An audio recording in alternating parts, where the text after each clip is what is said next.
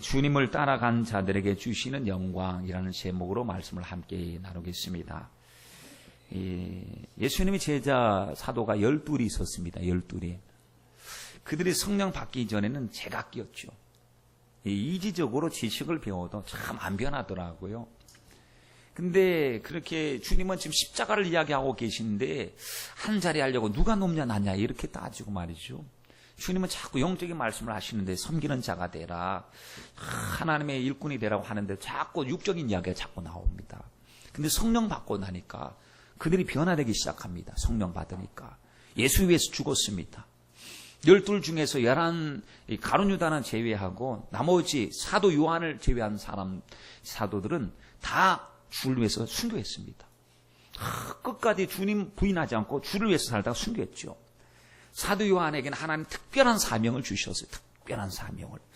뭐냐면 마지막 때에 하나님 말씀을 증거할 사명을 주셨는데, 다른 사람들이 다른 소리 할 때 자기가 요한일서에도 그렇고 요한복음에도 그러고 요한계시록에도 그분의 이야기를 하는 겁니다. 경험한 분, 만진 분, 들은 것, 눈으로 본 바요, 귀로 들은 바요, 손으로 만진 바라. 예수님은 내가 경험했다는 거예요. 그분을 경험하고 밤모섬에 유배되었을 때도 하나님 앞에 다 기도 생활을 합니다. 그때 하나님이 하늘문을 열으신 거예요. 주의 음성이 들리더니 그가 지금까지도 많은 은혜를 받았는데 경험해보지 못한 크고 비밀한 걸 보여주셨어요. 그렇게 말씀을 하시면서 장차 될 일, 반드시 될 일, 속히 될 일이래요. 이 이야기를 기록하여 교회에다가 보내라는 거예요. 교회에다가. 사도 요한의 그 감동을 받고 천국의 이 비전을 보고 나서 기록을 하는데 그걸 기록해서 각 교회에다가 보내라는 거예요. 우리 주님을 뵈니까요. 주님은 교회의 주인이시, 교회의 주인. 그리고 주의 종들은 주님께서 붙잡고 계신 거예요. 이렇게 붙잡고 일을 하고 계신데 그런 교회가 좋고 성공하고 영적이고 믿음 가운데 살고 막 마귀와 대적하고 육적인 건 다 벗어버리고 해야 되는데, 교회들이 7교회가 나오는데 에베소 교회, 빌라델비아 교회, 소모나 교회, 두아디라 교회, 이 교회들이 7교회가 쭉 나오는데 교회가 다 문제가 있는 교회입니다. 분명히 주님이 머리가 되시고 주님의 교회를 붙드시고 주의 종을 붙들고 있는데도 불구하고 성령을 부어 주었는데도 불구하고 교회는 여전히 문제가 있었습니다. 근데 이 문제를 자꾸 알려주시는 거예요. 이게 문제다. 사랑 없는 게 문제다. 믿음 떨어진 것이 문제다. 살았다고 하는 이름은 가졌으나 실상은 죽어버린 것이 문제다. 착각 속에 빠진 것이 문제다. 라고 하면서 주님은 자꾸 교회에다 문제를 알려주십니다. 말씀 들을 때 오늘 우리들도 문제를 알려주십니다. 기도할 때 문제를 알려주십니다. 이 성령의 소리를 들어야 됩니다. 말씀을 통하여 내가 문제라는 사실을 들어야 됩니다. 그래서 사도 요한이 7교회에다가 편지를 써서 보냅니다. 그리고 나서 교회가 이기기를 원하시고 교회가 정말 교회가 되기를 원하시고 성도가 성도 되기를 간절히 원하신 거예요. 그리고 나서 장차 그들이 경험할 영적인 세계를 보여주실 때에 계시록 4장의 말씀에 보니까 사도 요한에게 이리로 올라오라 딱 그럽니다. 그와 동시에 천상으로 쭉 올라갑니다. 천상 올라가 보니까 예배가 펼쳐지고 있어요.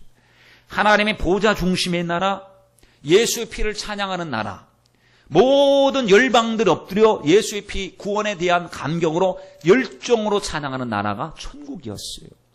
천국은 정말 예배가 충만한 나라였습니다. 여러분, 그 천상 예배 모습을 보면서 하나님 지상의 예배 우리 이렇게 들을 수 있도록 주님 도와주시옵소서.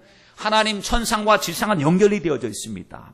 성도들이 땅에서 기도하면 아름다운 향기가 되어져서 천사가 금대접에다가 딱 향을 받아서 저 하나님의 보호자 앞으로 올려드리는 것을 봤습니다. 하나님, 천상과 지상이 연결되었다고 했는데 하늘에서 뜻이 이루어진 것이 땅의 뜻이 이루어지게 하옵소서. 우리가 우리 예배 드릴 때 이 지상 예배잖아요. 불완전할 수 있습니다. 그러나 하나님 천상 예배처럼 성령의 감동 안에서 예배 드리게 하여 주시옵소서. 하나님 앞에 천상에서 예배 드리는 그 예배 드림이 세상 어떤 것도 그 예배를 방해할 수가 없었어요.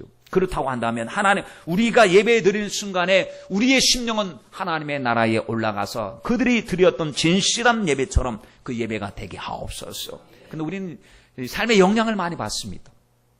그래서 하나님, 아까 우리 맨 마지막에 찬양 드린 거, 저 높은 곳을 향하여 날마다 나갑니다 그랬습니다. 왜냐하면 그곳에 서면은 의심과 두려움이 근심이 없는 곳이, 의심의 구름이 다 사라지고 근심의 두려움이 없는 곳, 하나님을 직접 대면하는 곳, 하나님 저 높은 곳을 향하여 올라가게 하옵소서. 여러분, 문제가 많습니다. 그럴 때 기도의 자리에 무릎을 꿇고 머리를 조아리고 하나님 앞에 기도할 때 심령이 하나님의 보좌 앞에 올라가서 주님의 평강, 절대 평강을 얻게 될 줄 믿습니다. 여러분, 비행기 날아다니는 것을 볼 때 보면은 대기권도요 참 4단계로 구분합니다. 뭐 보면 대륙권, 성층권, 중간권, 열권 해갖고 거의 얼마나 높은지 몰라요. 1000km나 된대요. 그게 대기권이 위로 공중으로 1000km면 여기서 부산까지 500km 되는데 그 2배가 되는 게 하늘 꼭대기로 쭉 올라간다고 생각해 보십시오. 그런데 대륙권에는 항상 기후의 영향, 기상현상이 일어납니다. 바람이 불고 천둥이 치고 비가 오고 뭐 우박이 떨어지고 막 하는데 그 높은 곳에 올라가면 더 이상 그게 영향을 받지 않는 것처럼 하나님, 우리들도 바울과 실라가 옥중에서 기도할 때에 몸은 피투성이가 되고 억울하고 답답하고 내일 일은 몰랐지만 그들이 막 옥중에서 찬송하고 기도할 때 심령 속에 얼마나 평안했는지 주님 이 평강을 우리에게 주옵소서.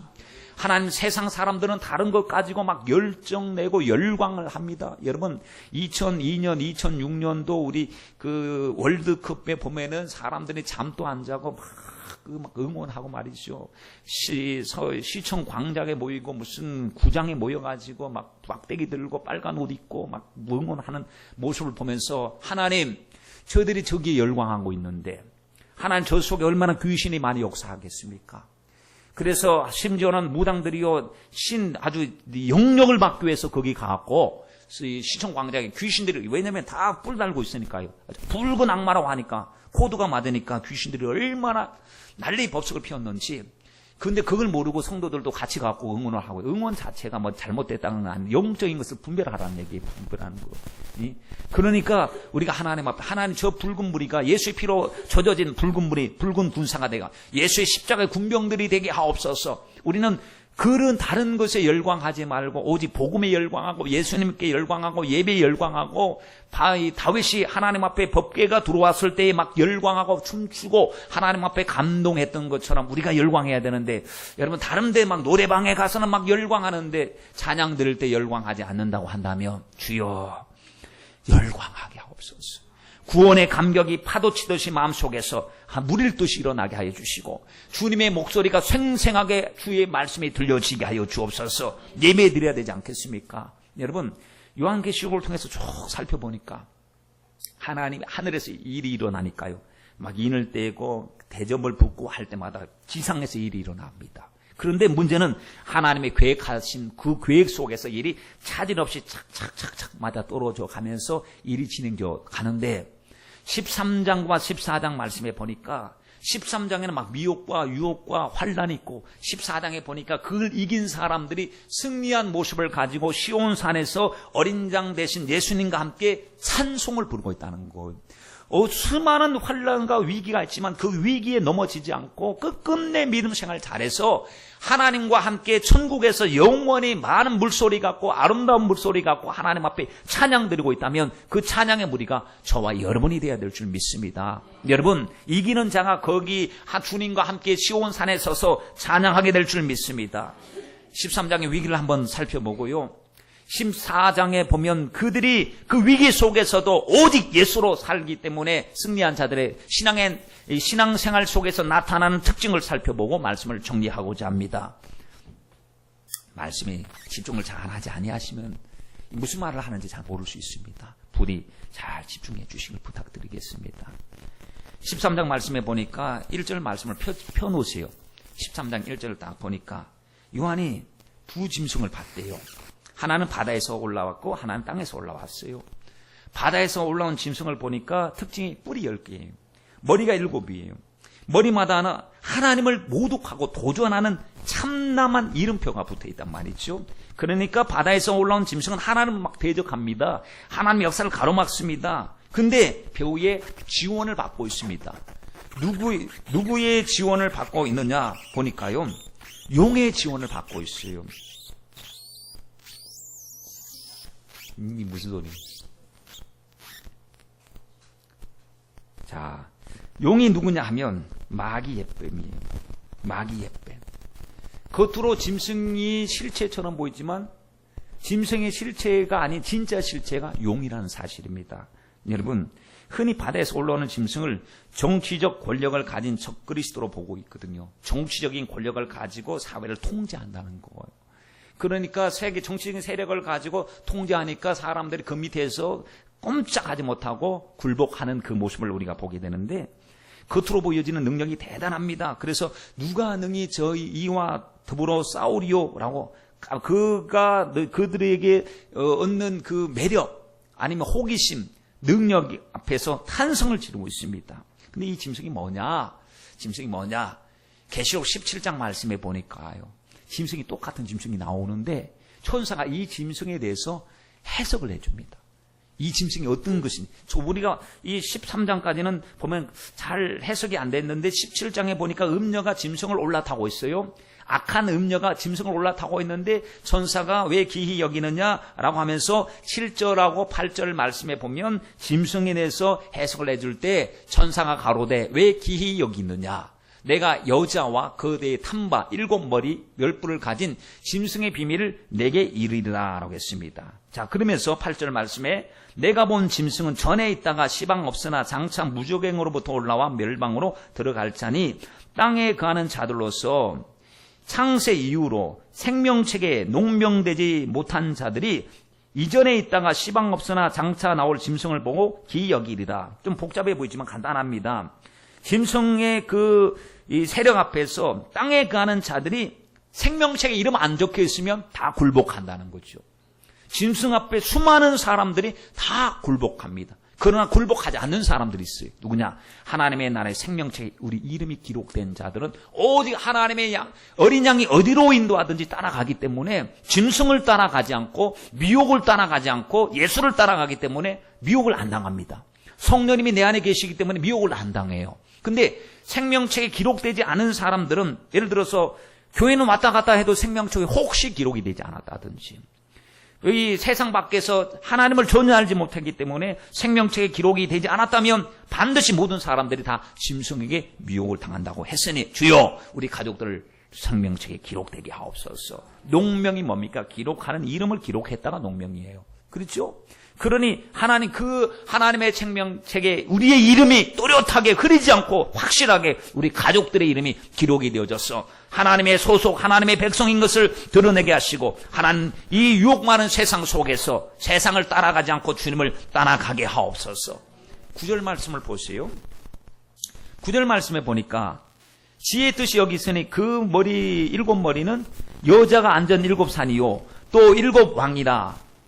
제 7머리에 대해서 이야기를 하는데, 5은 망하였고 하나는 있고 다른 이는 아직 이르지 아니하였으나 이르면 반드시 잠시 동안 계속하리라 그랬습니다. 사도 요한이 살던 시대가 로마 시대입니다. 지금 핍박을 받고 있을 때가 로마 시대예요. 다니엘서의 이 신상의 모습을 보여주면서 뭐 얼굴, 가슴, 뭐 허벅다리 했을 때 보면은 그때 있어도 나라에 대한, 열방의 나라를 통하여 주님이 일하시는 것을 이야기를 하고 있습니다. 이처럼 과거에 5이 있었고 지금은 하나는 있고 아직 나타나지 않은 것 더하니까 7이죠. 7인데 5을 생각해보면, 그런 관점으로 생각해보면 5이 맞더라고요. 어디서 5이? 애굽, 아수르, 바벨론, 페르시아, 헬라 제국 5이에요. 하나는 있고 로마. 그리고 나타나지 아니하는, 다른 이는 아직 이르지 아니하였으나 이르면 반드시 잠시 동안 계속하는, 바로 장차 나타날 나라가 무엇이냐면, 아직까지는 모습을 드러내지 않았지만 하나님을 대적할 적그리스도 세계 단일 정부로 보여지고 있습니다.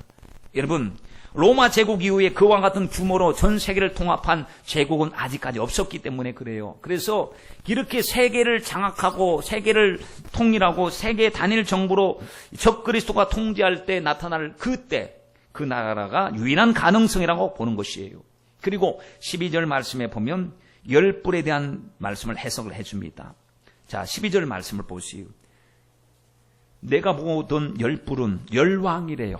열왕이니 아직 나라를 얻지 못하였으나 다만 짐승으로 더불어 임금처럼 권세를 일시 동안 받으리라. 저희가 한 뜻을 가지고 자기의 능력과 권세를 짐승에게 주더라 그랬습니다. 그러니 열 왕들은 허수아비 같은데 자기가 스스로 임금의 권세가 아니라 임금처럼 권세를 일시 동안 받는데 짐승과 더불어 짐승이 명한 것처럼 말이죠. 점점 세계가 권역화된다는 사실 여러분 알고 계십니까? 세계가 보면은 우리는 아프리카가 있고 유럽이 있고 또 아시아가 있고 그런데 각 이 세계를 권역화해서 하나로 통일하려고 하는 조짐이 있어요. 그것이 바로 열권역화입니다. 열권역화. 그런 열왕이라고 하는 것이 장차 적그리스도로부터 직접 임명받게 될 것이고 기존 정치 세력 위에 군림하게 될 것이고 열불은 한 나라의 왕이나 대통령 같은 기존 정치 시스템을 의미하는 것이 아니고 장차 재편될 세계 정치 구도의 10개의 지역을 대표한 인물로 충분히 볼 수가 있는 것이죠. 그들은 목적이 오직 짐승에게 굴복하는 것. 짐승을 받들어서 짐승이 원하는 일을 다 감당하는 일은 허수아비 같이 쓰임을 받는 악한 이들인데 여러분 이런 유혹이 있을 것이다 라고 적그리스도의 출현에 대해서 성경은 명확하게 말씀을 하고 있어요. 왜냐하면 장차 주님이 오실 때가 가까우면 가까울수록 적그리스도가 나타나서 영적으로 전쟁이 벌어질 것을 말씀을 하고 있어요. 그러나 아무리 마귀가 역사하고 아무리 미혹하고 혈안을 부려도 결국에 예수님이 이기신 것처럼 우리가 이깁니다. 주님이 이기셨습니다. 예수 안에 있고 예수님 말씀 안에 있고 피 아래에 있으면 어떤 유혹이 와도 어떤 극심한 핍박이 와도 반드시 이깁니다. 여러분 그들이 싸우는 대상은 분명해요. 마귀는 지금 누구를 공격하느냐? 저와 여러분이에요. 교회예요. 믿지 않는 사람은 뭐 가만히 내버려둬도 세상 사람들이니까 이제 더 이상 마귀가 자기 때가 얼마 남지 않은 줄 알고 분내어 내려와서 누구와 싸우느냐? 계시록 마지막 절 말씀을 보십시오. 12장 마지막 절 말씀해 보니까 하나님의 계명을 가지고 지키는 자, 예수의 피를 가진 자, 싸우려고 바다 모래가 위에 딱 섰더라. 그 목적이 아주 분명합니다. 그런데 계시록 17장 14절 말씀에 저희가 어린 양으로 더불어 싸우려니와 누구와요? 어린 양과 더불어 저희가 짐승과 그 세력들, 조무래기들 어린 양과 더불어 싸운대요. 감히 어린 양은 만주의 주시오 만왕의 왕이심으로 저희를 이기실 터이요 또 저 그와 함께한 자들 곧 부르심을 입은 자 빼내심을 얻은 자 진실한 자들 저와 여러분인 줄 믿습니다. 어린 양에게 속한 자들인 줄 믿습니다. 주님의 이기심과 같이 우리도 이겨야 될 줄 믿습니다. 여러분 주님은 죄와 사망을 이기셨어요. 시험과 유혹을 이기셨어요. 주님은 마귀를 대적하시고 마귀를 쫓아내셨어요. 그리고 우리에게 말씀하시길 너희도 이와 같이 해라. 너희도 귀신을 쫓아내라. 너희도 간절히 기도해라. 그리고 시험을 이겨라. 라고 주님께서 주실 약속을 우리에게 주시고 권세를 우리에게 주신 줄 믿습니다. 그런데 만약에 우리가 주님이 주신 약속을 가지고 있으면서도 마귀를 대적하지 않고 영적으로 깨어있지 않고 기도하지 않는다면 이기는 걸까요? 지는 걸까요? 주님이 주신 자원을 다 가지고 무기 창고에다가 가득 채우고도 이기고 있는 것일까요? 지는 것일까요? 어느 책에 보면 이런 그 환상을 본 것을 기록을 했습니다. 마귀 군대가 몰려오고 있는 거예요. 마귀 군대가 몰려오고 있는데 마귀가 누굴 타고 있냐 하니까 이해하기 싫은 성도의 등짝들을 타고 있다는 거예요. 그는 뭐냐면 마귀가 우리 어깨에다 걸러타고 우리를 우습게 여기고 구토하고 막 조종하고 해도 자기들은 그렇게 조종당한 줄 모른다는 거예요. 참 이해가 안 되죠, 여러분. 그런데 보면 다 마귀 포로가 돼 있대요. 마귀 포로가 돼 있는데 문제는 뭐냐면 다 무기는 장착했대. 그 자기가 가지고 있는 무기를 가지고 딱 끊어내고 죄를 이기고 예수님의 이름으로 귀신을 쫓아내고 하면 이길 자원이 얼마나 많은지 몰라요. 주님이 십자가를 통하여 다 우리에게 주신 자원, 예수의 이름, 피의 권세, 말씀의 능력 이걸 주셨는데 내가 그걸 사용하지 못하니까 가지고도 지금 붙잡혀서 포로 신세를 면하지 못한 이들이 있었던 것을 보고 이상하게 여긴 거고. 여러분 이 모습이 오늘 현대 기독교의 모습이 아닌가 싶습니다. 마귀를 대적해야 되는데 하나님의 전신갑주를 입어야 되는데 에베소서 6장 말씀해 보니까 하나님 전신갑주 입으라 그랬어요. 여러분 놀러 가는 사람이 하나님의 전신갑주 있습니까? 아니 잠자러 가는 사람이 하나님의 전신갑주 있습니까? 전신갑주를 입으면 거추장스럽고 무장하려면 시간도 에너지도 다 소모되는 것 아니겠습니까? 전신에다 갑주를 입는 게 전신갑주잖아요. 싸워야 된다는 사실을 아는 사람이 전신갑주를 입습니다. 그래서 그 갑주 중에서 가장 중요한 게 뭐냐면 머리에 구원의 투구를 쓰는 겁니다. 구원의 투구를. 공사장에 갈 때 혹시 머리에 장에 뭔가 낙하물이 떨어질까봐 머리를 보호하지 않습니까? 오토바이 탈 때 머리에 그 헬멧을 쓰고 머리를 보호하지 않습니까? 군인들이 철모 쓰고 전장터에 나갈 때 반드시 철모 쓰고 나가잖아요. 왜냐하면 머리가 중요하네. 머리가 손상을 입으면 몸은 멀쩡해도 사람은 죽은 거예요. 사람이 머리에 치명타를 입으면 사람은 큰일 난 겁니다. 그래서 머리를 보호해야 되는데 여러분 생각을 보호하셔야 됩니다. 생각을 빼앗기면 안 됩니다. 하나님 우리의 생각 속에 주님의 생각을 주시옵소서. 생각을 지킬 방법이 여러분 기도에 있습니다. 마음과 생각을 지키시리라 그랬잖아요. 아무것도 염려하지 말고 기도하면 하나님의 지각에 뛰어나신 모든 하나님의 평강이 너희의 마음과 생각을 지키시리라. 기도하면 주님이 우리의 마음을 지켜주시고 생각을 지켜주실 줄 믿습니다. 하나님의 말씀은 살았고 운동력이 있어서 마음과 생각을 감찰하시나니 그랬어요. 그러니 여러분 우리가 우리의 생각을 오직 주님의 생각으로 무장하기 위해서 머리에 구원의 투구 서야 됩니다. 부디 기도함으로 말씀 듣고 순종함으로 여러분의 머리를 보호하시길 바랍니다. 여러분 가슴을 보호하시길 바랍니다. 진리로 허리띠를 띠시길 바라고 믿음의 방패를 가지시길 바라고 성령의 검으로 마귀를 대적하여 물리치시길 바랍니다. 여러분 마귀는 지금 우리를 공격하고 잡아 죽이려고 달려들고 있는데 여러분 가정에 뱀이 출현했어요. 뱀이 자고 있는데 보니까 차 싱크대 안에 뱀이 왔다 갔다 하는 거. 냉장고 밑으로 뱀이 돌아다녀요. 주무시겠어요? 뱀이 출현했는데 우리 가정은 자연 친화적이야 하고 그냥 자겠습니까? 그럴 사람이 없어요. 뱀 잡아야 돼요. 날이 새서라도 뱀 잡아야 돼요. 독사가 만약에 내 집을 몇 마리가 울울거리고 돌아다니면요. 이거 살림 세간살이를 다 끄집어 내서라도 뱀 잡아야 됩니다. 여러분 보이는 뱀도 잡는데 이 악한 뱀 마귀를 유혹하는 이 유혹을 우리가 왜 간과하고 아무것도 아닌 것처럼 기도하지 않는단 말입니까?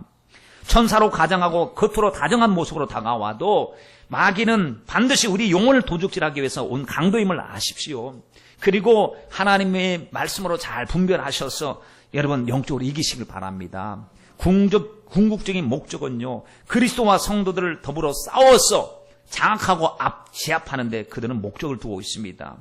계시록 13장 6절 말씀을 보세요. 짐승이 입을 벌려 그랬어요. 입을 벌리면 뭘 하느냐? 하나님을 향하여 회방하는 거예요. 하나님의 뜻을 가로막는 거예요. 그의 이름과 그의 장막 곧 하늘에 거하는 자들을 회방하는 거예요. 환난과 시험을 갖다 주면서 성도들을 이긴다 그랬어요. 성경 말씀에 보니까 권세를 받아 성도들과 싸워서 이기게 되고 그랬어요. 엄청난 권세, 얼마나 권세를 많이 받았으면 성도와 싸워서 이깁니까? 누구 이길까요? 믿음이 연약한 자를 이길 수도 있을 것이고, 아니면 이긴다는 표현이 아마 육체를 죽이는 거. 육체는 장악하고 재산은 빼앗고 육으로 고통당하고 목을 잘라버리는 이런 것으로 이긴다고 표현할 수 있을런지 몰라도 여러분 이 위기 앞에서 믿음 연약하고 의심 많은 사람들이 배교자가 속출하기 시작합니다. 그런데 13장 8절 말씀에 보면 하나님은 어린 양의 생명체에 기록되지 못한 자들은 이 땅에 사는 자들은 다 짐승에게 경배하리라고 했으니 하나님 이기는 하나님의 백성이 어린 양의 생명책에 기록된 하나님의 백성으로서 어떤 유혹도 이길 수 있도록 주님 도와주시고 예수로 살게 하여 주시옵소서. 저는 별로 꿈을 잘 안 꿉니다. 근데 요즘에는 꿈을 좀 몇 가지 연속해서 꿈을 꾸고 있습니다. 그 꿈을 한 가지 꿈꾸는 수요일 날 말씀을 드렸고, 그 무슨 꿈이었냐면은 굉장히 큰 교회였어요.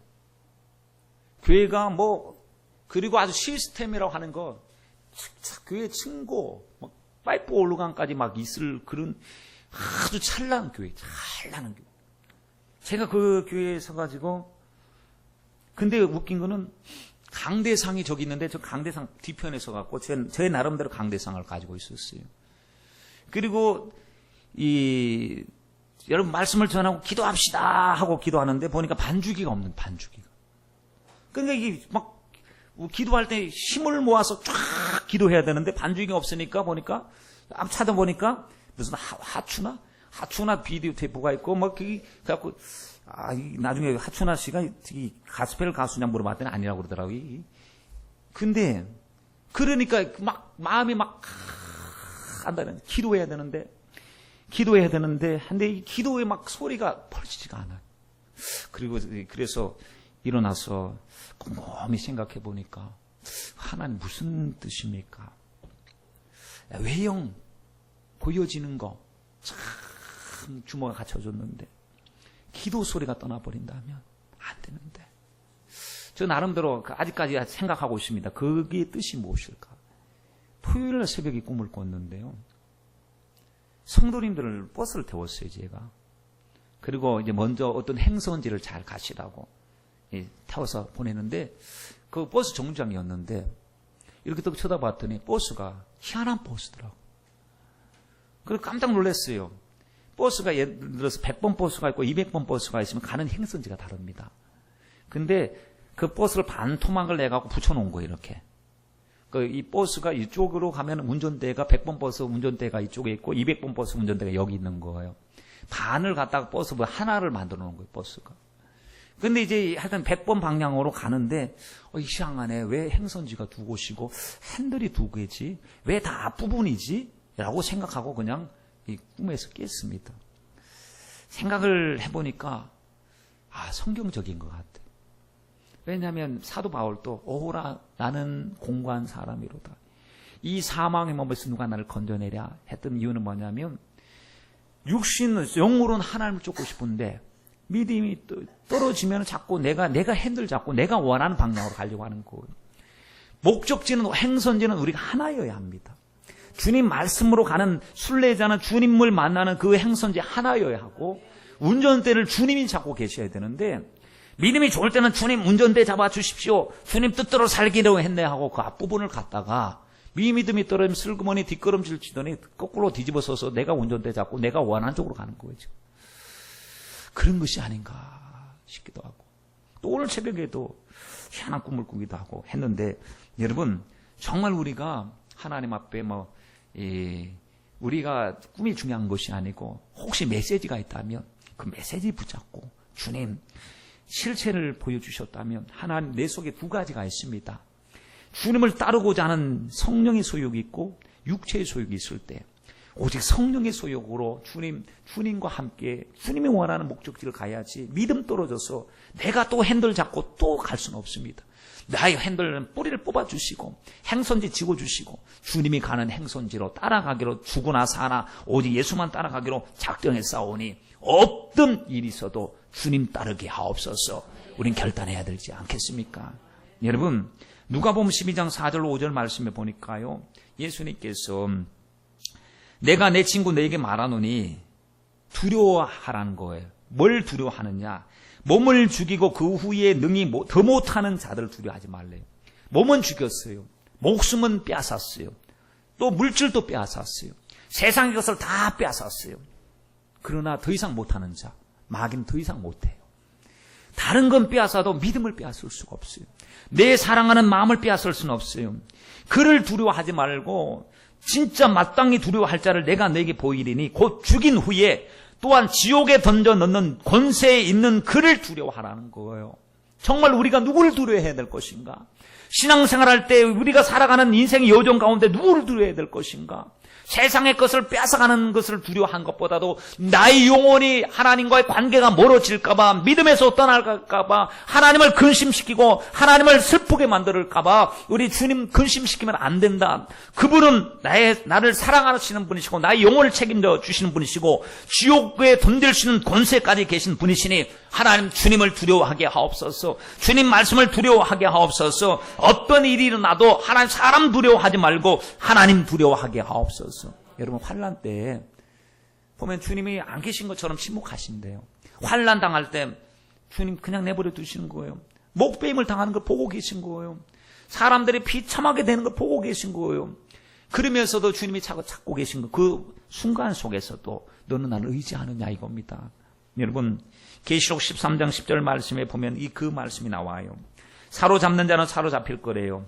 칼에 죽이는 자는 자기도 마땅히 칼에 죽는데요. 그러나 성도들의 인내와 믿음이 여기 있대요. 그러할지라도 세상 어떤 것을 통해서 우리에게 힘들고 어려움이 온다 할지라도 성도는 인내해야 되고, 성도는 주님을 놓치지 말아야 되고, 오직 주님을 바라보는 이 믿음 가지고 살라, 이렇게 말씀을 하고 있습니다. 여러분, 다른 마귀들이 우리에게 믿음 생활 못하도록 이것 빼앗아가고 저것 빼앗아가고 정신 사납게 만들고 어려움을 갖다 줄 때 예수 붙잡으세요. 주님 붙잡으세요. 기도하세요. 그러면 모든 것이 해결됩니다. 그러나 문제 때문에 문제 잡으려고 갔다가 주님 놓쳐버리면 큰일 납니다. 이것이 바로 지금 정치적인 수단을 가지고 미혹하는 바다에서 나온 짐승에 관한 이야기였습니다. 두 번째 보십시오. 11절 말씀에 보니까 13장 11절 말씀에 내가 봄에 또 다른 짐승이 땅에서 올라오니 새끼 양같이 두 뿔이 있고 용처럼 많았더라 그랬습니다. 다른 짐승이 이제 땅에서 올라와요. 땅에서 올라오는데 새끼 양같이 두 뿔이 있어요. 겉모습은 새끼 양이에요. 양이 양. 영적인 것 같아요. 거룩한 것 같아요. 말을 들어보니까 용처럼 말하는 거. 양의 목소리가 아니라 미혹의 목소리예요. 용이 뭐냐 하면 옛뱀 마귀라고 했죠. 옛뱀 마귀. 여기서 드러난 짐승은 종교적으로 미혹하는 거짓 선지자들 말합니다. 마지막 때가 될 때 나타나는 특징이 뭐냐 하면 거짓 선지자의 출현입니다. 그래서 내 이름으로 와서 많은 사람을 미혹하겠으며 라고 했습니다. 여러분, 우리는 사람보다 말씀이 기준이 돼야 됩니다. 그래서 그 사람이 유명한 사람이다. 그 사람이 인기 많은 사람이다. 그 사람이 사람들의 지지를 많이 받고 있는 사람이다. 라고 하는 말보다도 그에 나온 말을 들어봐야 됩니다.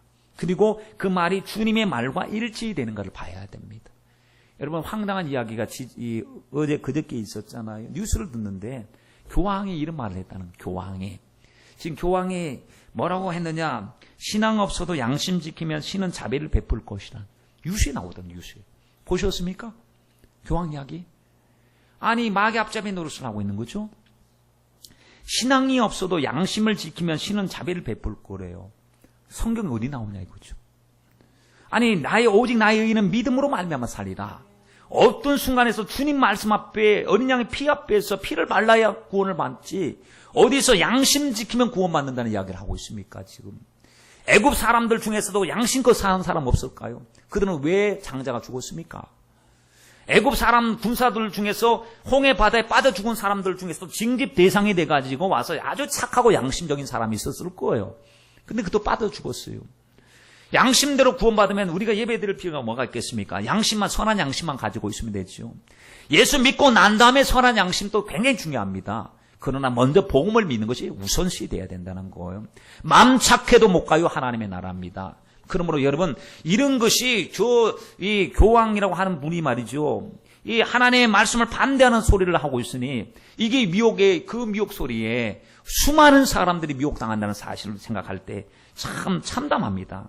여러분, 겉으로 하나님의 말씀인 것처럼 선포하지만 이건 하나님의 말씀이 아니라 미혹의 말이에요. 세상에서 비춰지는 그의 모습은 존경받는 자의 모습입니다. 사람들이 그를 보고 열광합니다. 영적이고 능력 있는 사람이라고 착각할 수도 있습니다. 가는 곳마다 사회를 통합시키고 종교를 통합시키고 배경도 좋고 능력도 있고 그럴싸한 인류를 위한 비전도 제시하죠. 그리고 말은 얼마나 잘하는지 아주 사람들이 말에 현혹되기가 좋고 사람들을 막 웅변하고 설득을 잘 시키니까 사람들이 그 말 앞에 다 굴복합니다. 그런데 내용을 보니까요, 이게 하나님을 대적한다는 거예요. 하나님을 대적한다는 거. 심지어 얼마나 기적들이 많이 일어나는가. 계시록 13장 13절로 14절 말씀해 보니까 큰 이적을 행하되 심지어 사람들 앞에 불이 하늘로부터 땅에 떨어져 내려오게 하고 그랬어요. 엘리야의 제단에 불이 떨어진 것도 기적인데 마지막 때가 되면 이 귀신들도 가짜들도 하늘에서 막 불이 떨어지게 만든대. 그러니 능력과 기적을 보고 따라가다가는 여러분 말씀을 보고 따라가야 되는데 무조건 기적이 일어나고 치료받고 능력 있고 해서 따라갔다가는 큰일 난다는 사실을 알 수가 있죠. 이런 기적을 보면서 사람들이 미혹당하는 순간에 어느 순간에 이르러서는 드디어 자기 본색을 드러내기 시작합니다. 경배하라는 거예요. 나를 경배하라는. 이 정도 됐으면 내가 추앙받아도 되지 않겠느냐. 느부갓네살 왕이 금신상을 만들어 놓고 나 외에는 나에게 다 경배해라. 경배 안 하면 잡아 죽이는 거예요. 사드락, 메삭, 아벳느고가 풀무불에 들어간 이유가 경배 안 했기 때문에, 우상 숭배하지 않았기 때문에, 죽으면 죽으리라고 결단했기 때문에 그 풀무불 속에 들어갔지요. 여러분, 이렇게 조직적으로 말이죠. 적그리스도가 모든 사람들을 자기 손 아귀에 넣고 이리저리 흔들 때 경배하지 않으면 사회 반역자가 되는 거고요. 불법자가 되는 거예요. 짐승의 표를 사람에게 받게 하여 경제적인 제재로 모든 사람을 굴복하게 만들 것이라고 성경은 말씀하고 있습니다. 모든 사람들에게 표를 받게 할 것인데 매매하지 못하고 작은 자나 낮은 자나 모든 자에게. 그런데 여러분, 정말 이 이야기를 어떤 사람들은 짐승의 표를 상징적인 것으로만 치부하여 실제적인 위협이 없을 것이다 라고 말을 하고 있으니, 과거에 우리도 이런 과학 문명이 발달하기 전에는 대체로 상징적인 것을 봤어요. 상징적. 왜냐면 이해가 안 되니까요. 아니, 표를 받으면 매매하고 표를 받지 않으면 매매가 안 되고, 이 하나님 저주를 받고 하는 내용이 이게 현실 속에서 일어나는 일이 아니니까 무슨 소리인지 전혀 몰랐어요. 그러니 많은 사람들이 그때 수십 년 전만 해도 이건 상징적이라고 봤습니다. 그런데 상징이 실제로 나타나 버렸어요. 상징이 실제로 강아지 속에다가 칩을 이식을 하는 실제가 나타나고, 사람들에게 칩을 이식하고, 그 칩을 받으면 이게 매매 수단이 되는, 매매 수단이. 그래서 나중에 그게 무슨 계산을 할 때 아무 자기 모든 것이 여기에 연결이 되어 있기 때문에 경제적인 수단이 되기 때문에, 여러분 지금 보십시오. 우리가 참 보면 사람이 서서히 길들여지고 있구나 이런 걸 느끼더라고요. 제가 개인적으로 생각해 보면요, 핸드폰에 길들여지고 있잖아요. 모든 미디어에 길들여지고 있잖아요. 그리고 좋은 시스템에 길들여지고 있어요. 그것이 없으면 나중에 점점 불편해지고, 그것이 우리 일상생활 속에 아주 자연스러운 것으로 정착하고 있습니다. 그것이 마귀가 쓰는 도구가 된다고 말씀을 하고 있는, 사람을 통제하는 것. 교통카드 하나만 가지고도요, 그 사람이 어디서 어디로 왔다 갔다 했는지 그 흔적을 찾아볼 수 있다고 합니다. 휴대폰을 보고도 그 사람의 현재 위치를 파악을 할 수 있다고 합니다. 하이패스를 통과할 때 보면 아주 순식간인데도 어떻게 알고 보면은 찍혀서 날라옵니다. 지나갔다고. 그 요금 내라고 청구서가 날라옵니다. 이게 RFID와 같은 이 무선 이 통신 방식으로 지금 일이 이루어지는데, 여러분 끝이 어딘지도 모를 정도로 계속해서 발전하고 있습니다. 계속해서. 얼마 뉴스를 들어보니까 사람이 머리에 뇌파를 가지고 다른 사람의 신경을 움직이는 것이 성공했다고 뉴스에 나오더라고요.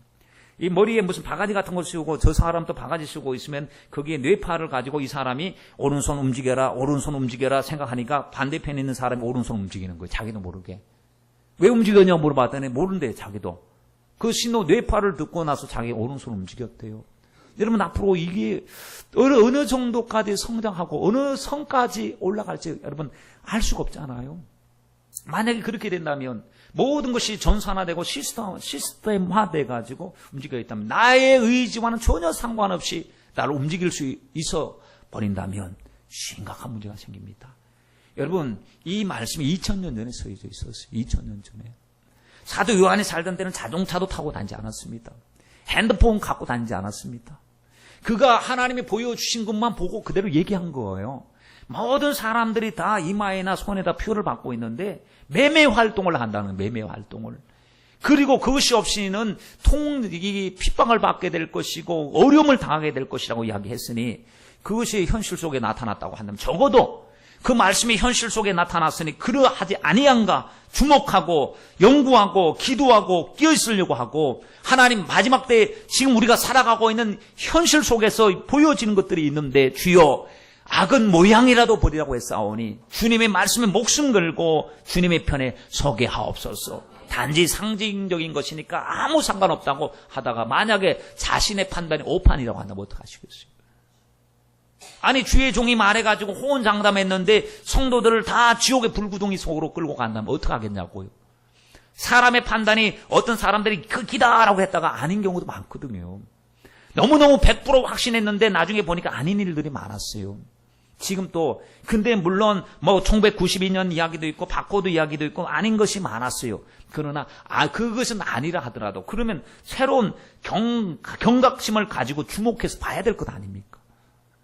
아닌지 긴지는 그 결론을 보면서 기면 아니니까 두렵고 떨림으로 확인해 봐야 되는데 무조건 아니라고 치부해버리고 연구조차도 하지 않고 현실을 알아보려고도 하지 않는다면 얼마나 무지합니까? 여러분, 과학 문명 발달되는 것이 여러분 고통이 일이겠습니까? 우리가 지금 경험하는 것보다 더 차원 높은 수준으로 더 큰 지금 IT 산업이 발달되고 있고 적용이 안 된 것도 있지만 적용이 되고 있는 일들, 우리가 모르는 것들이 훨씬 더 많을 거예요. 그러니 여러분, 하나님의 말씀이 이렇게 경고하고 있다면 주님, 껴서 세상을 보고 말씀을 보고 악은 모양이라도 버리고 주님 저희들 두렵고 떨림으로 믿음 생활을 잘할 수 있도록 주님 도와주시옵소서. 해야 되는 게 맞죠? 맞죠?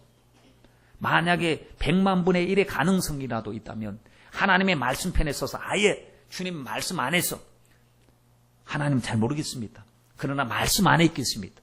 말씀대로 살겠습니다. 라고 하는 것이 맞잖아요.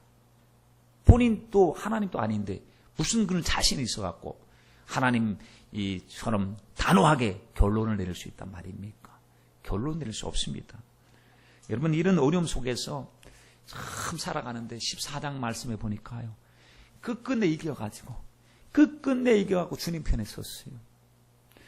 주님이 시온산에 서 계시니까 그들도 같이 서 있는 거예요. 시온이 어딘지 아십니까? 시온이 예루살렘 지명을 지칭했습니다. 처음에는. 그리고 예루살렘에 보니까 여러분 성막이 가서 성막을 세웠고 성전을 세웠고 궁전을 세웠고 생활의 중심지, 종교의 중심지, 정치의 중심지. 그래서 예루살렘 하면 하나님의 백성들의 중심지로 생각했습니다. 그래서 시온 하면 하나님의 백성들, 그리고 더 나가서 시온 하면 장차 하나님이 그 백성들의 주실 하나님의 도성을 시온이라고 하는 거예요. 시온. 그래서 저 멀리 배는 나의 시온성, 저 멀리 배는 나의 시온성, 가는 순례자다라고 하는데, 시온성에 주님이 딱 서 계신 것은 이미 승리하신 주님. 그 곁에 14만 4천 명이 서 있는데 그 사람들이 누구냐? 뭐 간단하게 생각하면요, 승리한 사람이에요. 오직 믿음으로 살고 승리한 사람이에요. 환난을 이기고 승리한 사람들이에요. 그들에게 나타난 특징이 있었어요. 그 말씀이 오늘 본문의 말씀이었습니다. 하나님, 이 특징이 우리에게 있어야 되는데, 온갖 시험을 다 이긴 특징이 우리에게 있어야 되는, 그 특징 첫째가 뭐냐? 성령의 인치심이 있었다는 거예요. 성령의 인치심이 있었다는 거예요. 이마에 보니까요, 어린 양의 이름, 그 아버지 이름에 쓴 것이 성령의 인치심이 있어요. 계시록 7장 3절로 이하의 말씀에 보니까 천사가 딱 나타나서 환난을 진행하는, 주관하는 그 천사들을 스톱! 하나님이 인칠 자가 남았으니까 임마들 때까지 보류해라. 그리고는 천사가 인치기 위해서 돌아다니면서 인을 치기 시작합니다. 하나님의 소유라는 거예요. 성령 인치심.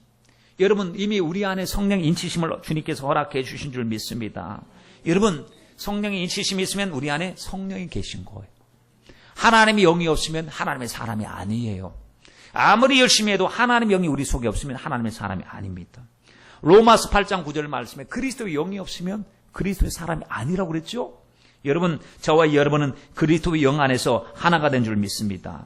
고린도후서 1장 22절 말씀에 보니까 우리를 인치시고 고중으로 성령을 우리 마음에 부어주셨다. 로마서 8장 14절 말씀에 하나님의 영으로 인도함을 받는 그들은 곧 하나님의 아들이다. 하나님의 성령과 얼마나 중요합니까? 내 안에 계신 성령님, 그분이 근심하지 않도록, 그분이 말씀하실 때 잘 듣고, 그분이 깨우쳐 주실 때 아멘하고 순종하고, 성령의 인치심을 통하여 날마다 성령의 인도를 받아야 될 줄 믿습니다.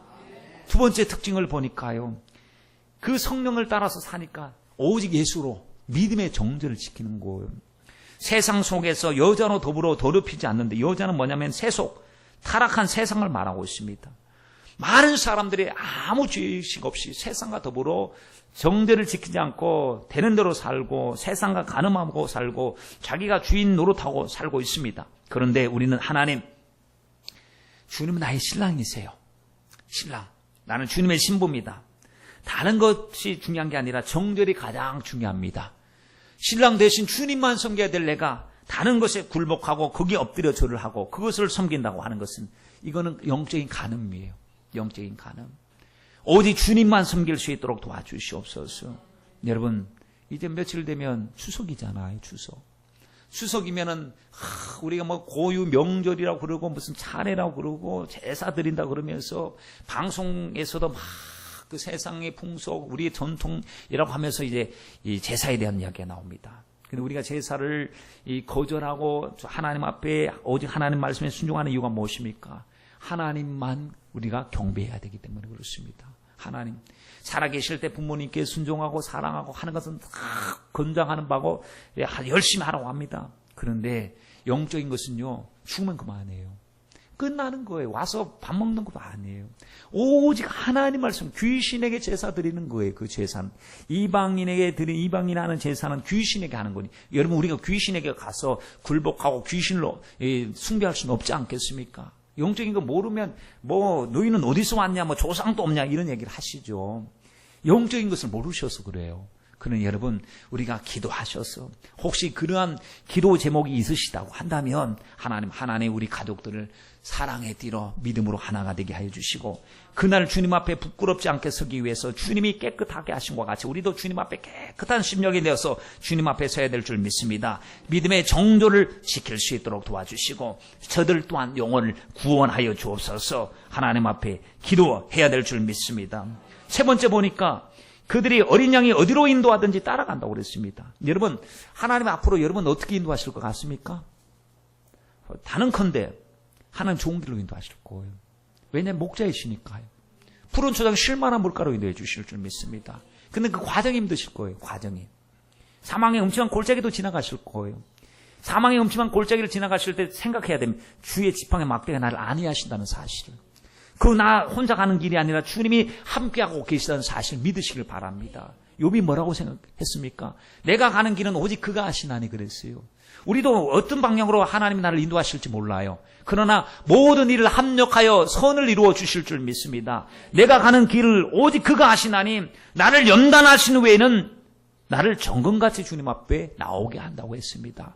여러분, 아브라함이 갈 바를 알지 못했습니다. 그러나 순종하고 갔더니 믿음의 조상이 되게 만들었어요. 주님께 맡겼더니 주님이 다 책임져 주셨어요.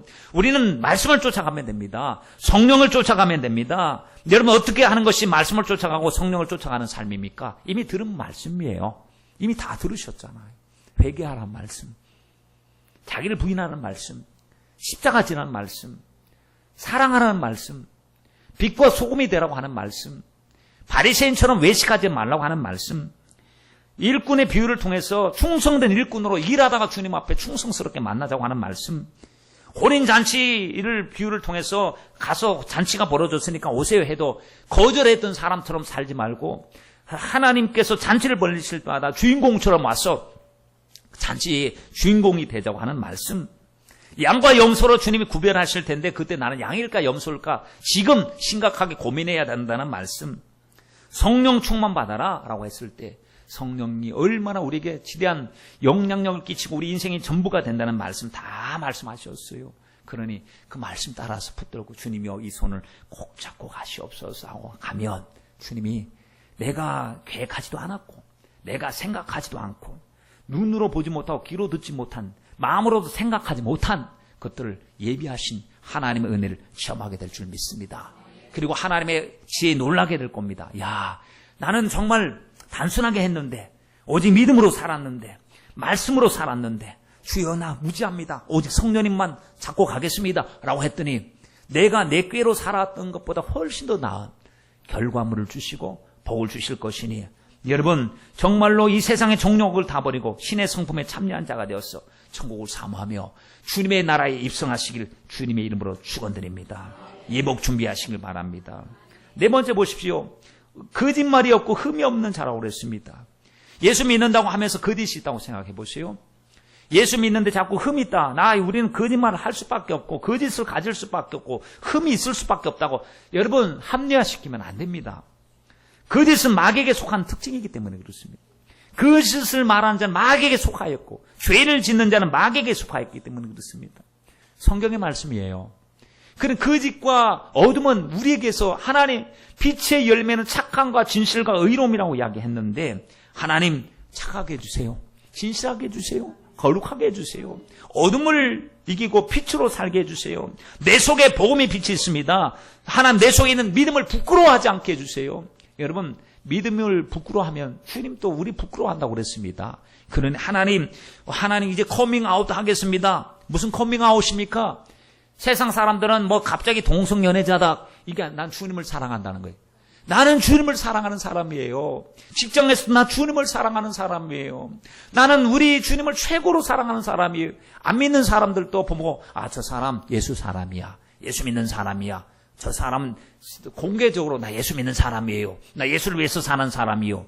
라고 커밍아웃하는 그 믿음을 자랑할 때 오히려 그 속에서요 그 사람들이 오히려 우리의 믿음의 고백을 보고 부러워하는 일들이 일어나게 될 줄 믿습니다.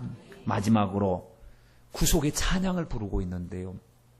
얼마나 찬양을 하는지 중심 속에서 찬양하고 있어요. 여러분 하나님 앞에 믿음이 있는지 없는지는 내적인 것이라 그랬잖아요. 근데 얼굴에 보면 보여요. 지금 영적인 상태가 보여요. 뭘로 하냐? 말로 알아요. 말하는 걸 보면 요즘 영적인 수준 그리고 찬양 드리는 모습 예배 드리는 모습 보면 영적인 침체에 빠졌는지 주님께 열정으로 올라가고 있는지 보인단 말이죠. 노래방 가서는 노래를 아주 멋들어지게 잘하는 사람이 찬양 드릴 때는 벙어리가 돼요. 아니 찬양을 노래를 못해서 못하는 게 아니에요. 심령 속에서 자기의 본질이 되지 못하고 뜨거운 열정이 되지 못해서 못 듣고 나오는 거. 입만 뻐끔뻐끔하고 있어요. 해도 형식화되고 있어요. 원래 하나님 앞에 찬양 드리는 모습은 이런 모습이 아니거든요. 이 생명 강가에서 수많은 사람들이 검은 고 하는 자의 검은 고 같은 소리로 한마음이 되어서 기도로 가슴 속에서 막 심령 속에서 나오는 찬양을 드리고 있잖아요. 기도는 이 찬양 곡조 붙은 기도예요. 기도니까 얼마나 간절하겠습니까? 여러분 찬양 드릴 때마다 막 뱃속에서 가슴에서 터질 것 같은 감격을 가지고 찬양하십시다. 하나님 앞에. 하나님 그들의 특징이에요. 그러면 내가 그 사람들 가운데 함께 어우러져서 함께 찬양할 사람들이 나도 하나님 미혹이 많은 세상 속에서 오직 예수로 살 수 있도록 복을 주시옵소서 하고 주님 편에 우뚝 서야 되지 않겠습니까? 여러분 주님이 막 우리 예배 형식으로 하나의 한 절차상 찬양 받기 원하십니까? 아닙니다. 믿음의 고백을 받기를 원하시는 거예요. 그러니 우리 찬양 드릴 때 여러분 가슴 뜨겁게 하나님 앞에 찬양 드리시길 바랍니다. 영적인 도전은 항상 앞에 있습니다. 어떤 상황 속에 항상 도전이 있습니다만 도전을 이긴 사람들이 이렇게 14장에 보면 결국에 이겨서 주님 곁에서